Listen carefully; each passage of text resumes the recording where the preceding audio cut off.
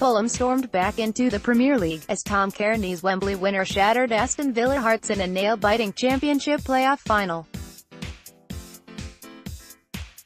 Slavica Jokanovic's Fulham secured the £200 million windfall up for grabs in the richest game in world football, as they rocked Villa onto the back foot with a fine first-half display and then clung on to secure a famous victory.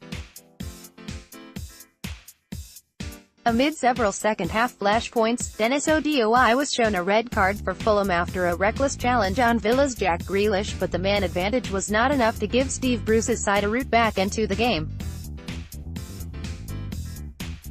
Redundancies for key staff and cost-cutting are now likely to be on the agenda at Villa after their Wembley failure, while Fulham can fund the rebuilding of their Craven Cottage home with the cash that will roll in from their Premier League elevation. Those stark facts highlight just how important this game was for both sides, with the agony etched onto the faces of Villa players as they failed to hide their agony at the final whistle, a painful end to what has been a tough season for Bruce, who has mourned the death of both of his parents in the last few months. There was to be no fairy tale ending for Villa, and they only had themselves to blame after a poor first-half showing handed Fulham all the incentive they needed to push for the win. John Terry, below, has been the kingpin of the Villa defence over the course of this season, but veteran centre-back was exposed as the highly rated Ryan Sessegnon picked out a perfect pass to send Cairney in on goal after 23 minutes. He has time to think about the gravity of his moment to shine on the Wembley stage, but held his nerve to slide the ball past Villa keeper Sam Johnston to give this playoff final its opening goal.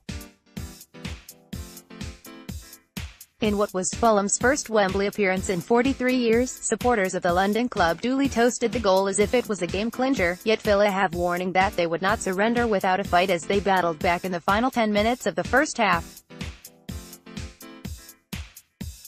While a Villa side that featured the silky talents of Ireland midfielder Conor Owry-High and the impish skills of Jack Grealish, who famously turned down the chance to play for Ireland, failed to catch fire amid a deflated first-half display, they had a chance to draw level 5 minutes before the break.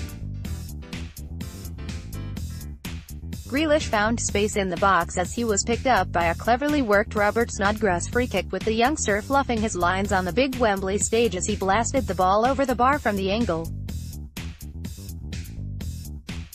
Fulham were fortunate to reach half-time with all 11 players still on the field after Ryan Frederick stamped on Grealish in full view of the match officials, yet Villa's grievances over that decision were tempered by the lack of quality they had served up in the first half.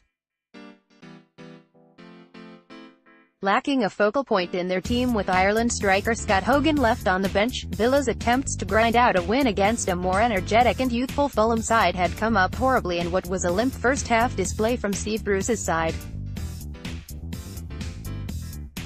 Grealish had another chance to draw his side level as he challenged Fulham keeper Marcus Bettinelli to a 50th minutes cross, as Villa started the second half with more intensity and intent than they showed before the break. There was no doubting who Villa's dangerman was, and Grealish showed his class again with a brilliant mazy run on the hour mark that ended with a fine save from Bettinelli.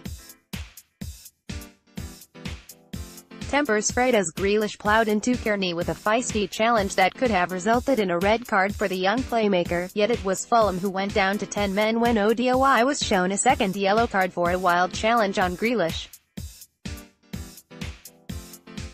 10-man Fulham had a great chance the decisive second goal when Alexander Mitrovic blasted over the bar with the goal at his mercy after 74 minutes, with the tension in this game reaching boiling point as the game entered its final quarter.